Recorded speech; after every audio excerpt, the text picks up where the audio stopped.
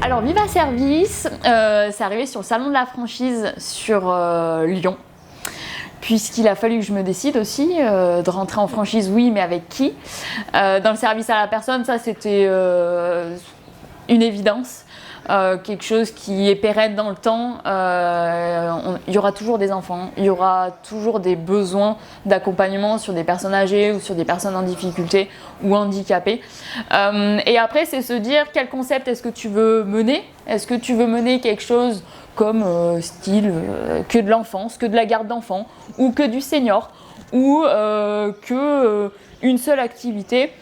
Et quand on a le choix et qu'on se voit avec Viva Service, avec un panel d'activités et un concept jeune, dynamique, donc un petit peu à mon image aussi, on se dit que finalement, ouais, ça colle, ça match, c'est dynamique, c'est développé, mais pour l'instant pas trop pour que ça fasse pour moi usine. C'est pas ce qui m'intéressait. Je voulais vraiment rester dans l'humain et pouvoir créer quelque chose avec les franchiseurs et tous les franchisés qui sont autour. Donc voilà, pourquoi Viva Service.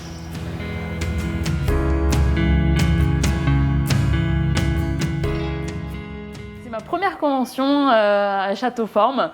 On rencontre du monde, des nouveaux entrants comme nous ou des plus anciens. Et le mélange est super sympa parce que derrière on capte un petit peu les informations qui nous manquaient et qui nous pérennisent à se dire faut vraiment faire ça, ok, tu valides ce que tu voulais vraiment faire, ou sinon attention, n'y va pas du tout sur tes activités, non, fais marche arrière, revois les choses différemment et fais ça bien. Donc je prends un petit peu tout parce que je suis la Benjamine du réseau. La plus jeune, donc j'apporte un peu de dynamisme à tout ça et ça fait plaisir d'intégrer un réseau tel que Viva Service. Il faudrait trouver des adjectifs qui vont pas forcément peut-être me venir. Convivialité automatiquement, c'est un réseau où on est 45-46 agences avec du coup une quarantaine de franchisés.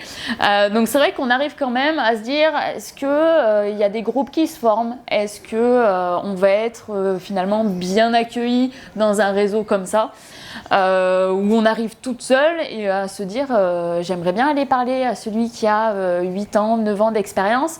Est-ce que j'ose? Est-ce que lui m'accueille aussi? Volontiers. Donc là-dessus, c'est vrai qu'il n'y a pas du tout de barrière et c'est là où c'est intéressant d'intégrer un réseau directement parce qu'on a vraiment ce soutien et on se sent aidé et accueilli dans un réseau tel que Viva Service. Ouais.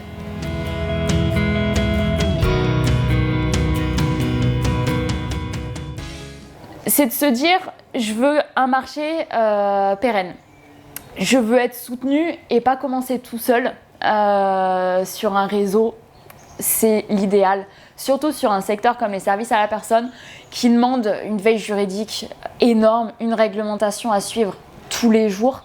Le gros du métier, c'est forcément du RH. Il nous faut des outils, il nous faut un accompagnement pour pouvoir proposer quelque chose vraiment de sympa pour les clients.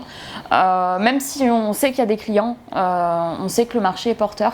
Mais c'est vrai, arriver avec quelque chose d'organisé, de structuré et une trame, c'est un gain de temps et vraiment un accélérateur professionnel qui est génial, quoi. Tout simplement génial.